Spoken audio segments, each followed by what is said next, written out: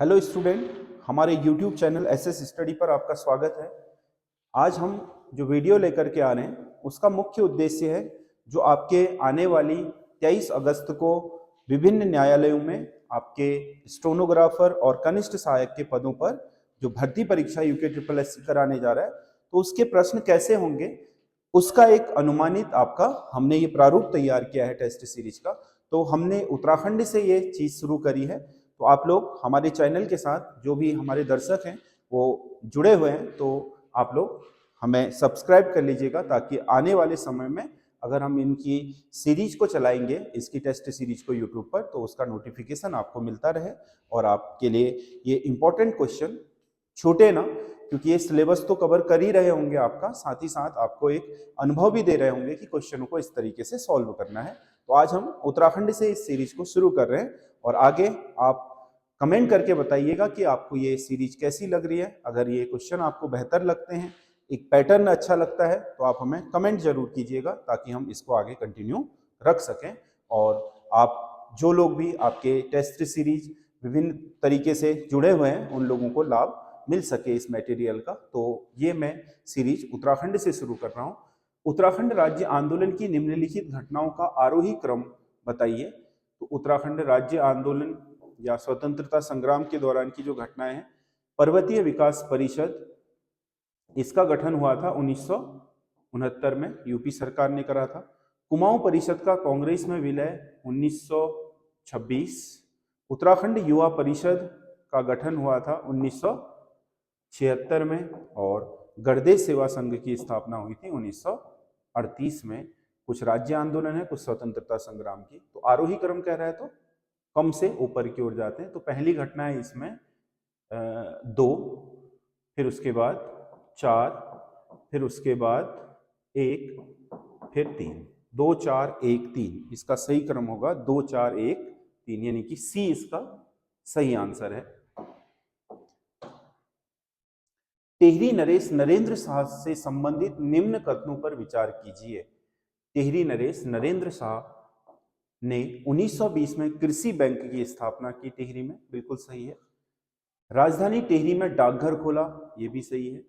1923 में राजधानी में सार्वजनिक पुस्तकालय की स्थापना की, ये भी सही है। तो ये 3 के 3 सही है। टिहरी नरेश नरेंद्र शाह के संबंध में 3 के 3 कथन सही है। अगला क्वेश्चन है, भैरव घाटी में निम्नलिखित में से किन नदियों के संगम पर संगम होता है या स्थित है। तो भैरव घाटी जो उत्तरकाशी में है, इस पर भागीरथी के साथ, मूल तो भागीरथी गंगा है, उसके साथ जाह्नवी नदी का संगम होता है। अगला है, ईडब्ल्यूएस आरक्षण लागू करने के लिए निम्नलिखित में से कौन सा एक मापदंड गलत है। परिवार की वार्षिक आय 8 लाख से कम होनी चाहिए, ये मापदंड बनाया गया है। 8 लाख से कम होनी चाहिए पारिवारिक वार्षिक आय। दूसरा, आवासीय फ्लैट क्षेत्र 1000 वर्ग फुट से कम का होना चाहिए। अगर किसी ने आवास बना रखा है तो उसका जो माप है वो 1000 वर्ग फीट से कम पर होना चाहिए। अधिसूचित नगर पालिकाओं में आवासीय भूखंड 100 वर्ग गज से कम होना चाहिए। एक ये भी है कि अगर पालिका क्षेत्र है, परिवार के पास 7 एकड़ से अधिक कृषि भूमि नहीं होनी चाहिए। अगर ग्रामीण क्षेत्र में रह रहा है तो 7 एकड़ नहीं, 5 एकड़ से अधिक कृषि भूमि नहीं होनी चाहिए। तो ये वाला मापदंड सही नहीं है, बाकी 3 के 3 ऊपर के मापदंड सही हैं। तो इसका डी सही आंसर होगा। अगला क्वेश्चन है, उत्तराखंड में खेलों के विकास और युवाओं में खेल संस्कृति को मजबूत करने के लिए स्पोर्ट्स कॉन्क्लेव 2026 का आयोजन कहां पर किया गया। तो 2026 स्पोर्ट्स कॉन्क्लेव आयोजित हुआ था हल्द्वानी में, नैनीताल के हल्द्वानी नगर में ये आयोजित हुआ था। तो इसका ए सही आंसर है। निम्नलिखित में से कौन सा सही सुमेलित नहीं है। ये कुछ आपके स्पोर्ट्स पर्सन है और उनके स्पोर्ट्स क्षेत्र हैं। तो शंकर सिंह बिष्ट पर्यावरणविद हैं। महक चौहान क्रिकेटर, महक चौहान क्रिकेटर नहीं है, ये रग्बी प्लेयर है, रग्बी प्लेयर है। तो इसका यही सही हो गया, ये सुमेलित नहीं है। रणवीर सिंह बिष्ट चित्रकार है और कन्हैया लाल पोखरियाल पर्वतारोही। तो इसमें से जिसका क्षेत्र नहीं मिल रहा है वो महक चौहान है, इनका क्षेत्र क्रिकेट नहीं बल्कि रग्बी है। ठुलखेल से संबंधित निम्नलिखित कथनों में से असत्य कथन का चयन कीजिए। ठुलखेल एक नृत्य है स्थानीय, भाद्रपद माह के कृष्ण जन्माष्टमी के पश्चात कुमाऊं क्षेत्र में गाया जाने वाला लोकगीत है ठुलखेल, नृत्य गीत है ये महिला और पुरुष दोनों द्वारा गाया जाता है। ये गलत है, ये केवल पुरुष गीत है। क्या कह रहा है, गलत वाले का चयन करना है, तो बी इसका गलत है। इसमें मुख्य गायक बखनिया कहलाता है, ये ठीक है। ठुलखेल गीत मुख्यतः रामायण की कथा पर आधारित है, ये भी ठीक है। तो इसका बी सही आंसर होगा, ये महिला पुरुष नहीं बल्कि एकल पुरुष मतलब पुरुष समूह द्वारा गाया जाने वाला है। अलकनंदा नदी का जल घनत्व देवप्रयाग में भागीरथी से अधिक होता है। जिस स्थान पर अलकनंदा, कथन ए है, जिस स्थान पर भागीरथी और अलकनंदा मिलकर के गंगा बनाती है तो वहां पर ज्यादा जल अलकनंदा नदी लेकर के आती है, कथन ए सही है। अलकनंदा नदी का जलग्रहण क्षेत्र भागीरथी की तुलना में बहुत बड़ा है, यह भी सही कथन है। क्योंकि इसका जलग्रहण क्षेत्र बड़ा है, इसका जो वाटर शेड है वो बहुत बड़ा है, इस वजह से इसमें ज्यादा नदियां इसकी सहायक बनती है, इसी के कारण इसका जल उससे ज्यादा है। तो ए और आर दोनों सही भी हैं और आर ए का सही स्पष्टीकरण भी है। जल ज्यादा ही नहीं है बल्कि इस कारण से जल ज्यादा है, ये भी बता रहा है ये। तो इसका ए और आर दोनों सही है और आर ए का सही स्पष्टीकरण भी है। अगला कथन ए, उत्तराखंड के पर्वतीय भागों में अधिकतर वन सदाबहार प्रकृति के वन है, बिल्कुल सही है। जो हमारे यहाँ अधिकतर वन है पर्वतीय भागों में, जिन्हें हम कोणधारी वन और उसके ऊपर को उप अल्पाइन और अल्पाइन वन है जो वो सदाबहार प्रकृति के हैं, ये बिल्कुल सही कथन है। यह वन पर्वतीय भागों में जल तथा मृदा के संरक्षण का प्राकृतिक उपाय है, ये बिल्कुल सही है, क्योंकि हरे भरे हैं, इनकी जड़ें आपके, इनकी पत्तियां वर्षा को सीधे मिट्टी से नहीं टकराने देती, कटाव नहीं होते देती, बूंद अपर्दन शुरू नहीं हो पाता है, और दूसरा इनकी जड़ें मिट्टी को पकड़ के रखती है, तो ये भी सही है।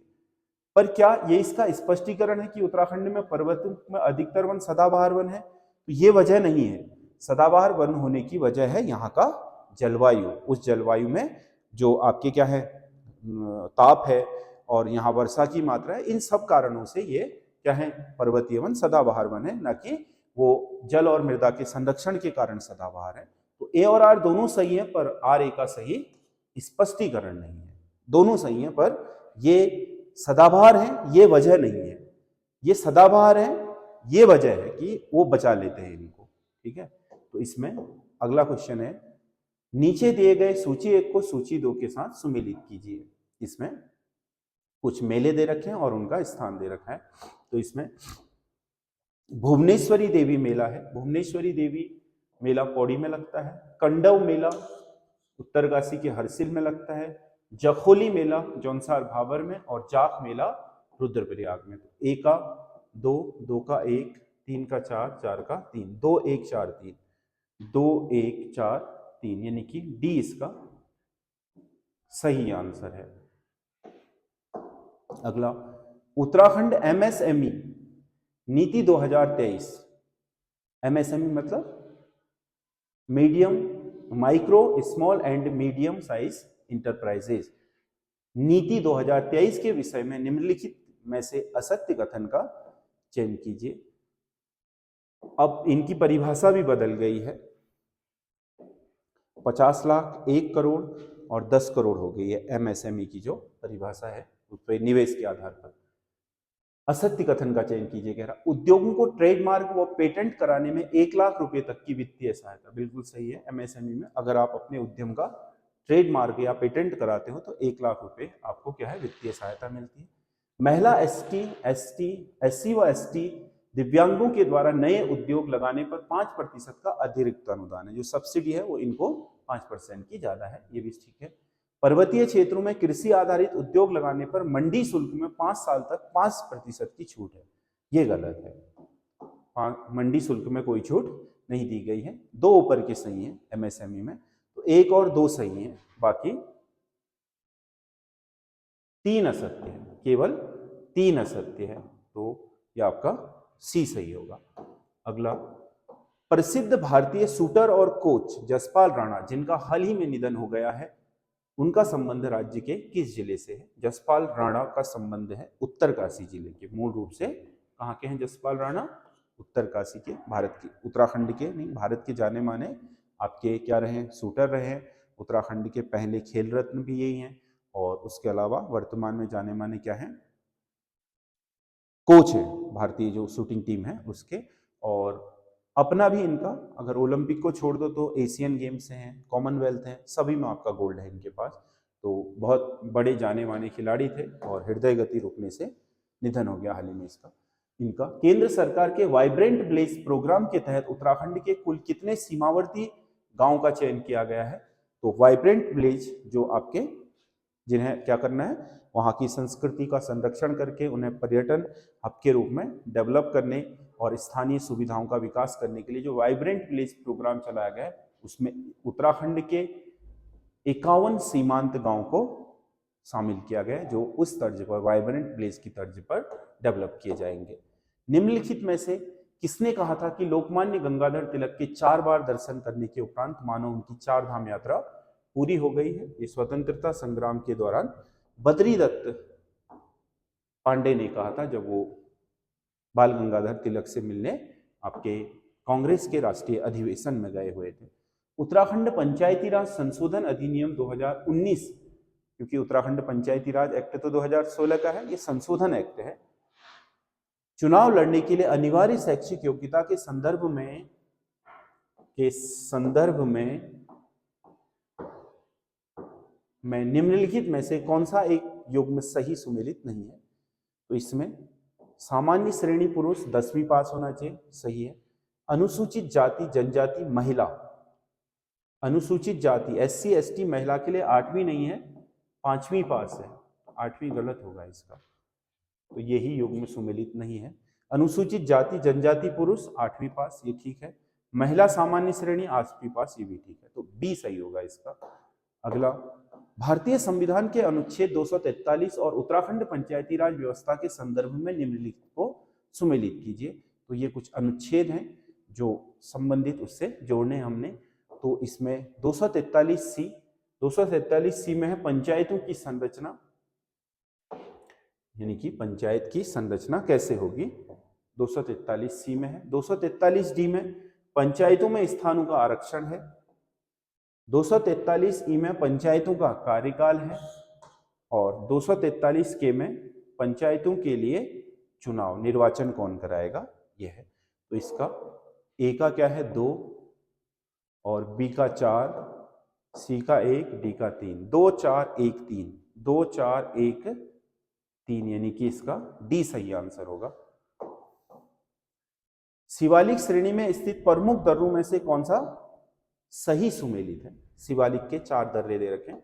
शिवालिक में जो पास है इसमें आपका बमोरी पास चंपावत गलत है, ये शिवालिक नैनीताल में है, बमोरी पास नैनीताल में है, और तिमली पास देहरादून में है, द्वारकोट कोटद्वार में है। तो इसमें से सही सुमेलित केवल 2 और 3 है, 1 नहीं है, एक बमोरी वाला नैनीताल में है।